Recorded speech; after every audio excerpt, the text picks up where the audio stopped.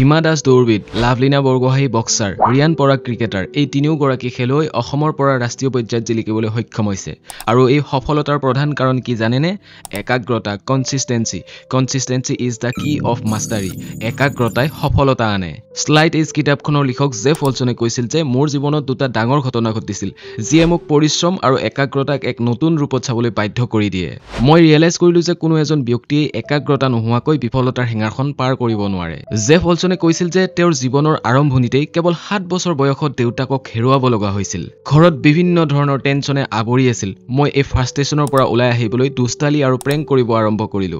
স্কুলত শিক্ষকে ক'বলৈ ধৰিলে এই ল'ৰাটোক কোনেও একো শিকাব নোৱাৰে আৰু এয়াই মোৰ পৰিচয় হ'ল যে জীৱনত মই একো কৰিব নোৱাৰো। মই কলেজলৈকে একো গুৰুত্বই দিয়া নাছিলো। মই সকলোতে পিছ পৰি ৰৈছিলো। কোনেও এইটো আশা কৰাই নাছিল যে মই জীৱনত কিবা এটা কৰিব পাৰিম। মই ভবা ধৰণেই হ'বলৈ ধৰিলে। মই সদায় পাৰ্টি কৰা আৰম্ভ কৰিলো আৰু এনেকুৱা অৱস্থা হ'ল যে মই কলেজ নগৈ বিটছত যাবলৈ আৰম্ভ কৰিলো আৰু দুই এটা সৰু সুৰা কাম কৰি নিজৰ খৰচটো উলিয়াও। কিন্তু তাৰ মাজতে এদিন মোৰ বেলেগ এটা চিন্তা হ'বলৈ ধৰিলে। এনেকুৱা লাগিল যেন মোৰ মনটো সলনি হৈছে। মই গল্ফ খেলা পথাৰত ঘাঁহ কটা কাম কৰিছিলো। মই তাত দেখিলো যে 35-40 বছৰীয়া কেইজনমান ব্যক্তিয়ে তাত গল্ফ খেলি আছে। তেওঁলোক অত্যন্ত সুখী যেন অনুভৱ হৈছিল আৰু এইবোৰ দেখি মোৰ মনত এটা চিন্তা আহিবলৈ ল'লে যে এওঁলোকে মোতকৈ 20 গুণ বেছি ভাল জীৱন উপভোগ কৰি আছে, 20 গুণ বেছি ভাল পোছাক পৰিধান কৰিছে, 20 গুণ বেছি ভাল ঘৰ আৰু গাড়ীৰ মালিক হ'ব পাৰিছে।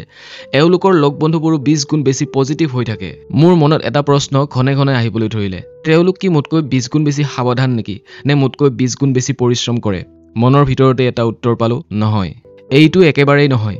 এওঁলোক মোতকৈ 20 গুণ বেছি স্মাৰ্ট নহয় আৰু সিমান পৰিশ্ৰমো নকৰে, তথাপিও মোতকৈ 20 গুণ বেছি ভাল জীৱন উপভোগ কৰি আছে। জেফ ওলছনে কয় যে সেইদিনা মোৰ নিজৰ ওপৰতে অত্যন্ত খং উঠিছিল কাৰণ মই মোৰ জীৱনটো এনেকুৱা বনাই লৈছিলো য'ৰ পৰা এটা ভাল জীৱন উপভোগ কৰাটো অতি কঠিন আৰু অসম্ভৱ যেন লাগিছিল। ওলছনে কয় যে মই নেক্সট 3 দিন ধৰি অকলে গাড়ী চলাই গৈ আছিলো আৰু নিজৰ জীৱনটোৰ কথাকে ভাবি গৈ আছিলো। মই সেই 3 দিনত দুটা বস্তুৰ সিদ্ধান্ত কৰি ললো। প্ৰথম, মই এজন সাধাৰণ মানুহ কিন্তু মই সাধাৰণ হৈ জীৱন কটাব নোৱাৰো। 2 নম্বৰ কথাটো, মই ডিচাইড কৰিলো যে যদি মই একাগ্ৰতাৰে আৰু পৰিশ্ৰমেৰে নেৰানেপেৰা চেষ্টা কৰো তেনেহলে মই নিশ্চয় সাকসেছ হ'ব পাৰিম। অৰ্থাৎ ইয়াৰ পিছত মই যিয়েই নকৰো কিয় তাত মই সদায় নিজৰ 100% দিবলৈ চেষ্টা কৰিম। এনেকৈ নেক্সট 15 বছৰৰ বাবে যাত্ৰা আৰম্ভ হ'ল।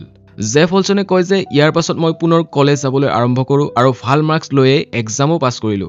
মই দুটা ডাঙৰ কোম্পানীত চাকৰিও কৰিলো আৰু প্ৰমোচনো পাই গলো আৰু নেক্সট কেইবছৰমান পাছত নিজৰ এটা সোলাৰ কোম্পানী বনাই ললো আৰু এনেকৈ 5 বছৰত বহুখিনি সফলতাও লাভ কৰিলো।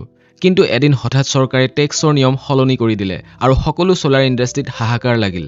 এইফালে মোৰ কোম্পানীটোৱে ফিউচাৰৰ কাৰণে কোনো ধৰণৰ প্লেনিঙেই কৰা নাছিল। তাৰোপৰি বহুত ডাঙৰ লোনো লৈ থোৱা আছিল।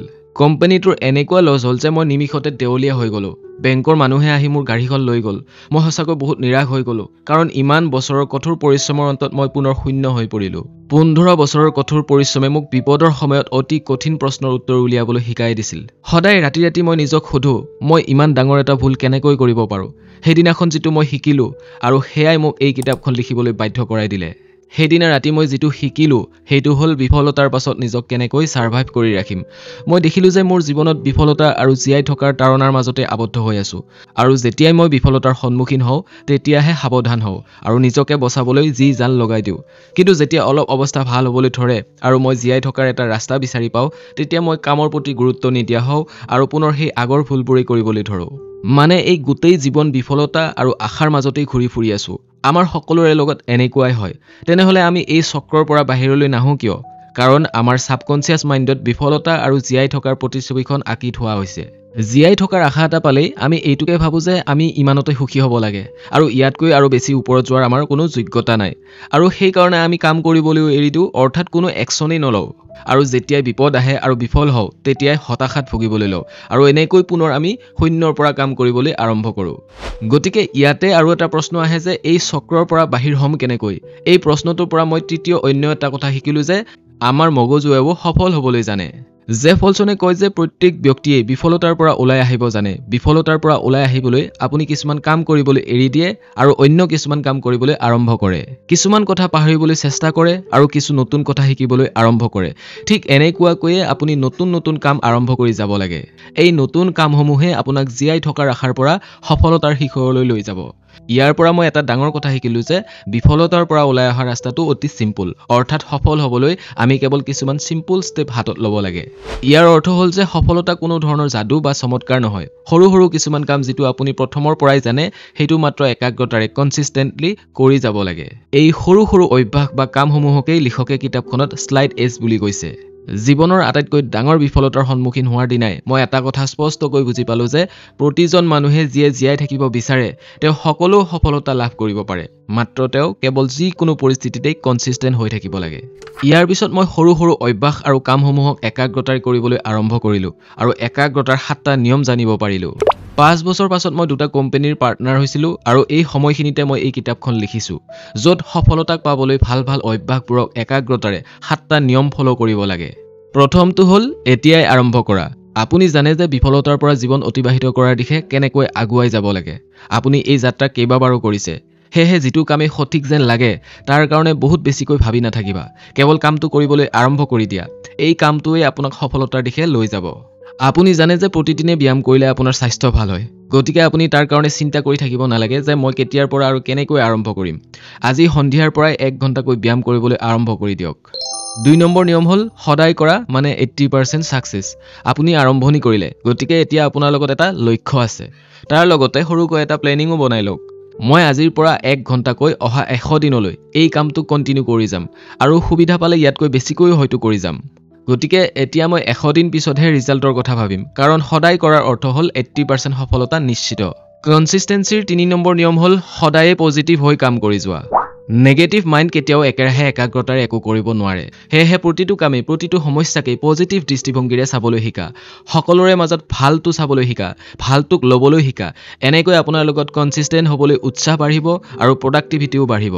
প্ৰডাক্টিভিটিৰ লগত ক্ৰিয়েটিভিটিও বাঢ়িবলৈ ল'ব চতুৰ্থ নিয়ম হ'ল লং টাইম কাম কৰাৰ বাবে প্ৰতিশ্ৰুতিবদ্ধ হওক প্ৰতিদিনে 8 ঘণ্টাকৈ কাম কৰা আৰু সপ্তাহত 6.5 দিনকৈ কাম কৰিবা এনেকৈ বছৰত 50 সপ্তাহত 2600 ঘণ্টা কাম কৰিবলৈ টাইম পাবা য'ত আপুনি নিজৰ প্ৰয়োজনীয় কামসমূহক সফল কৰি তুলিব পাৰিব নিজক দিনে দিনে আগুৱাই নিব পাৰিব যদি আপুনি সদায় নেক্সট ডে ৰেষ্ট ল'বলৈ বিচাৰে তেনেহলে নিজকে এবাৰ সোধক কি মই নিজক আগুৱাই নিবলৈ নিজৰ পৰিচয় সলনি কৰিবলৈ কেৱল 5000 ঘণ্টাও খৰচ কৰিব নোৱাৰোনে নিজক 2 বছৰ সময়ও মই দিব নোৱাৰিমনে কনসিস্টেন্সিৰ আন এটা নিয়ম হ'ল নিজৰ ইচ্ছাক হেপাহক প্ৰয়োজনীয়তাক গুৰুত্ব দিয়া আমাৰ সকলোৰে মনত কিবা এটা কৰিবলৈ হেপা থাকে যেটো কৰিলে আমি নিজকে প্ৰশংসনীয় কৰি তুলিব পাৰো কিন্তু অকলহৰে এই হেপা লাহে লাহে দুৰ্বল হ'বলৈ ধৰে আমি ভাগৰুৱা হওঁ এলেহুৱা হওঁ আৰু অসাৱধানতাৰ বাবে সৰু সৰু প্ৰয়োজনীয় কামসমূহক পিছলৈ থৈ দিওঁ একাগ্ৰতাৰ কাৰণে নিজৰ ইচ্ছাসমূহক বাৰ্নিং ডিজায়াৰ কৰি তুলিব লাগিব যাৰ বাবে আমাক দৃঢ় আত্মবিশ্বাসৰ প্ৰয়োজন কৰিব পাৰিমেই বুলি ভাবা আৰু যেটো মোৰ লক্ষ্য তাৰ লগত সদায় থাকিম বুলি ভাবা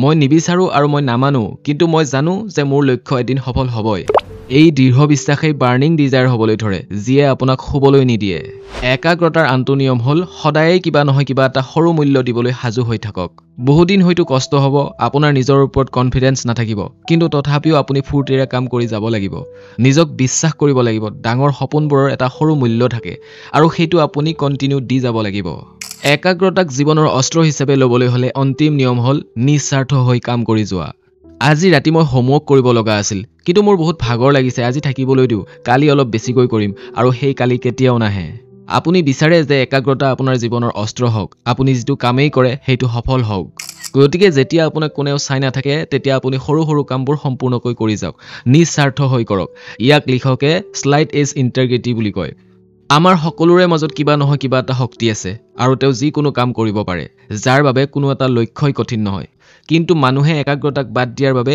সেই শক্তিটোক বিচাৰি নাপায় আপুনি জানে যে কি কৰিব লাগে কি কৰিলে ভাল হ'ব মাত্ৰ একাগ্ৰ হ'বলৈ শিকক গতিকে প্ৰথম হ'ল এতিয়াই আৰম্ভ কৰা ভাবি নাথাকিবা কি কৰিম কি নকৰিম যেটো ভাল লাগে এতিয়াই কৰা 2 নম্বৰ হ'ল সদায়ে কৰা মানে 80% সাকসেস 3 নম্বৰ হ'ল প্ৰতিদিনে পজিটিভ হৈ কামবোৰ কৰি যোৱা 4 নম্বৰ হ'ল লং টাইম কাম কৰাৰ বাবে প্ৰতিশ্ৰুতিবদ্ধ হোৱা লক্ষ্য পাবলৈ সদায় সময় লাগে 5 নম্বৰ হ'ল নিজৰ ইচ্ছাসমূহক বাৰ্নিং ডিজায়াৰ হিচাপে লোৱা 6 নম্বৰ হ'ল প্ৰতিদিনে সৰু এটা মূল্য দিবলৈ সাজু হৈ থাকা আৰু 7 নম্বৰ হ'ল নিস্বাৰ্থ হৈ কাম কৰি যোৱা প্ৰিয় বন্ধু যদি আপুনি মাজতে এৰি দিব নিবিচাৰে বা নিজকে হাৰি যাব নিবিচাৰে ডাঙৰ লক্ষ্যবোৰক আধাতে এৰি যাব নিবিচাৰে তেনেহলে নিজকে জেদি বনাই লোৱা আৰু ভিডিঅ'টিত এটি লাইক দি চেনেলটি সাবস্ক্ৰাইব কৰি লোৱা ধন্যবাদ